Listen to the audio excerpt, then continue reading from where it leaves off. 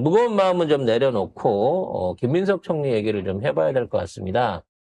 김민석 총리가 방미를 하는, 왜냐하면 총리가 이렇게 공식 방문을 하는 예가 우리나라 정치계에 별로 없었던 그 매우 특이한 상황인 건데, 의외로 가서 할 얘기들이 굉장히 많았던 것 같습니다. 제가 보기에는 이제 전자권 문제에 대한 부분이 가장 중요한 이슈의 핵심, 그 다음에 무역협상 마무리에 대한 얘기를 하러 간 것 같은데, 의외로 거기서 쿠팡이 튀어나오는 바람에 갑자기 국민관장이 확 뚜껑이 열리는 뭐 요런 상황까지도 있었거든요.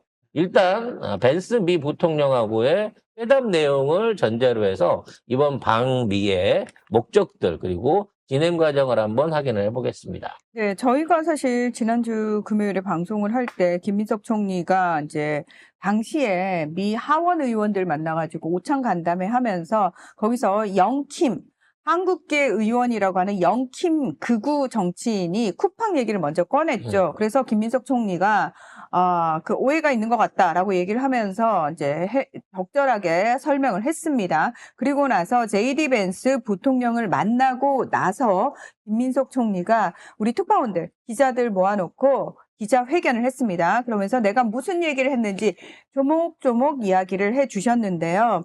일단 쿠팡과 관련해가지고는 한미 관계는 특정 기업의 로비로 흔들릴 수준을 넘어섰다. 그렇게 이야기를 하면서 JD 벤스 부통령이 쿠팡 어떻게 된 거냐라고 물어봐서 자기가 잘 설명을 해드렸고, 그리고 본인에 대해서 어쨌든 이재명 대통령과 김민석 총리를 향해서 쿠팡이 굉장히 음해를 하지 않았습니까? 잘못된 그런 부분과 관련해서도 충분히 소명을 했습니다. 그리고 벤스 부통령은 양국 간 오해가 없도록 상황을 관리하자. 그러니까 이건 무슨 얘기냐면 영킴도 그렇고 JD 벤스도 그렇고 쿠팡 측의 로비를 받은 사람들, 정치인들 입장에서는 내가 돈 받은 값을 해야 되기 때문에 일단 공식적으로 한마디 던져준 겁니다. 그리고 그 이후는 본인들이 할 일을 다 했기 때문에 로비 값은 했기 때문에 그 이후는 굳이 미국 정부가 본인들이 어떤 손해를 감수하면서까지 한국 정부한테 쿠팡과 관련된 압력을 가할 확률은 거의 없다라고 보시는 게 맞고요. 자, 그리고 소년보 목사 관련 얘기도 그 얘기 나왔다라고 합니다. 조금 이따 이어서 예. 하죠. 깜빵에 가 있는데. 아무튼 쿠팡 관련해갖고는 쿠팡이 실제로 미국 안에서 광범위한 로비를 했다라고 하는 게 지금 지금 이 방안에서 보여지고 있어요. 근데 이거는 김민석 총리가 방한한다라고 하는 거를 전제에 두고 한 게 아니라 간다고 하니까 뒤늦게 로비스트를 동원했겠죠. 엄청난 돈을 썼을 건데 이 뻔뻔한 새끼들이 이 벤스 부통령하고 회담을 하고 있는 동안 홈피에다가 자기들을 미국 테크 기업. 미국 테크 기업이다. 그러니까 자기는 미국 기업인데 한국에서 뭔가 핍박받고 있다라고 하는 식으로 얘기를 했다는 거죠. 거기에 대놓고 김민석 총리가 그 얘기했어요. 쿠팡이 미국 기업인 건 맞는데 얘는 반미적인 기업이다. 즉 기업의 도덕성이라든지 불법성이라든지 그리고 이런 로비를 통해서 양국 관계를 흔들어가면서 이 점을 어떤 경영에 있어서의 위기 타파로 쓰는 것 자체가 이건 반미국적인 기업이라는 얘기를 한 거예요. 무슨 얘기냐면 우리나라에서도 나쁜 기업이지만 미국에서도 쿠팡은 비정상적이고 나쁜 기업이다라고 하는 부분을 오히려 그쪽에다 얘기한 거죠. 니네 법으로도 잘못한 게 있으니까 이 새끼들은 옹호하지 말고 때려잡아야 된다라고 하는 논지를 제대로 꺼내놨다고 볼 수 있는 겁니다. 게다가 이 쿠팡이 얼마나 사악한 새끼들이냐면 동시에 무슨 짓거리를 했냐면은 쿠팡의 투자사라고 하는 그린옥스와 알티미트를 통해 가지고 얘들이 한국 정부를 국제 분쟁으로 끌어들였어요. 거기에 내가 중재를 신청하겠다라고 하면서 한미 FTA를 어겼다는 거예요, 한국이. 자, 근데 거기 안에 본인들의 주장들이 말이 안 되는 주장들.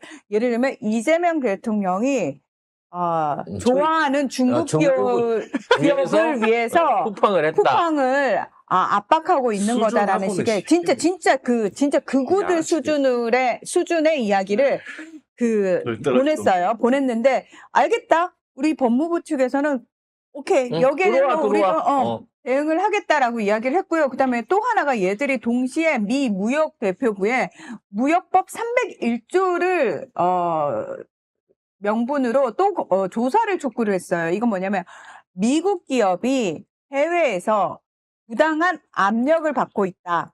그러니 조사해달라. 자, 일단 이게 요청이 나오게 되면은 45일 안에 조사를 시작을 해야 되거든요. 자, 그런데 그 안에서도 똑같이 말도 안 되는 뭐 이재명 대통령과 김민석 총리의 발언을 왜곡해가지고 주장을 담아놨어요. 자, 그래서 미국 투자사들까지 나섰어 이러면서 또 기레기들이 헤드라인 장사를 했는데 알고 봤더니 그린옥스 창립자인 이 사람은 그러니까 쿠팡의 이사진 8명 중 1명이었고요. 내부 직원이네. 그리고 쿠팡 내의 보수라든지 이런 걸 다 관여하는 그 위원회의 장을 맡았던 사람입니다. 그러니까 내부자예요. 그리고 알티미터 그쪽 그 대표도 김범석이하고 하버드 비즈니스 스쿨 동문입니다.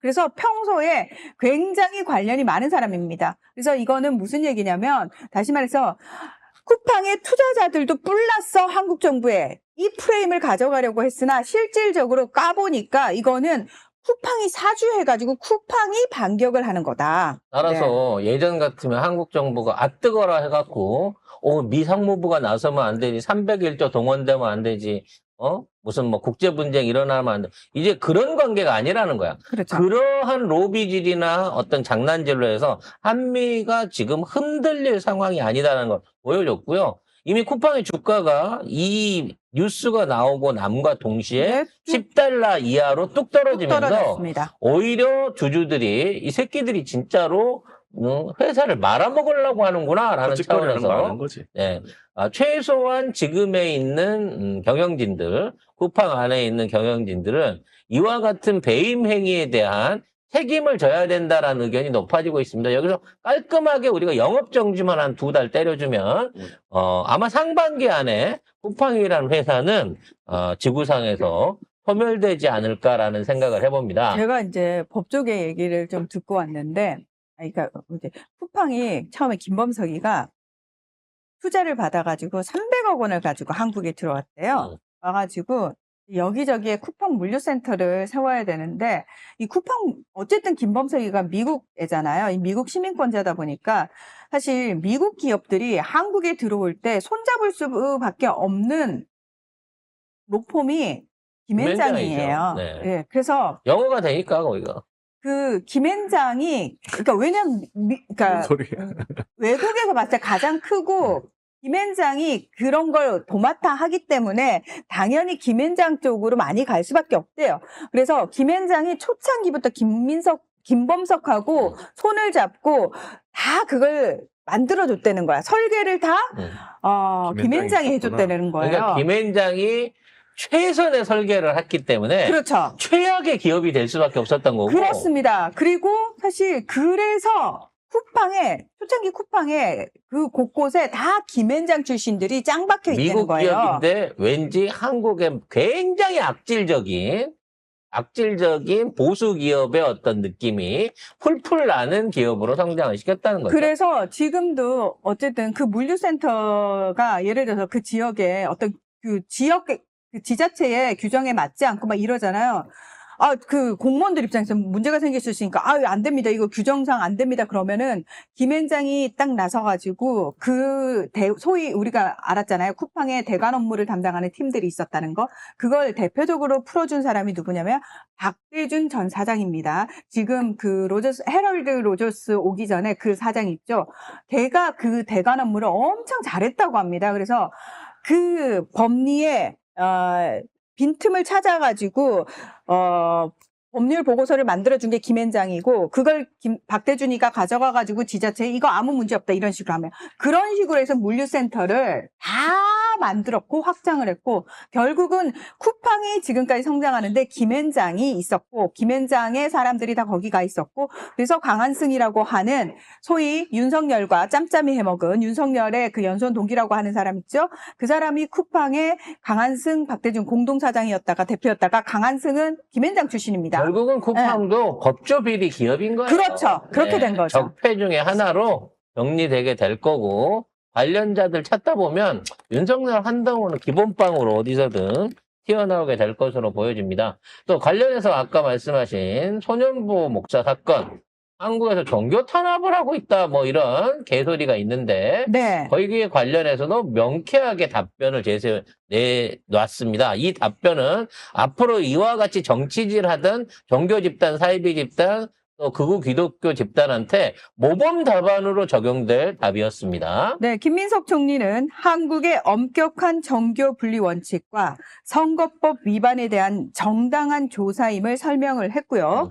벤스 부통령 측도 한국의 시스템을 존중한다라는 뜻을 전했습니다. 결국은 얘네들은 현실적인 헌법 위반을 했고 정교 분리 원칙을 무너뜨렸다는 거지. 미국 안에서 종교가 민주당, 공화당 편들면서 선거운동 해봐요. 거기 어떻게 되나. FBI한테 가루가 되도록 날아가는 거지. 그래서 미국에는 거대 교회가 없어요. 당연하죠. 체인화되어 있는, 조직화되어 있는 교회가 없습니다. 없어요. 전 세계에도 없어요.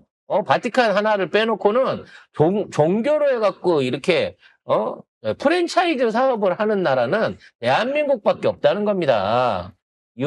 어차피 이에 대한 대대적인 개혁이 아마 검찰개혁, 언론개혁처럼 종교개혁도 이번 임기 안에 하게 될 것으로 보여집니다.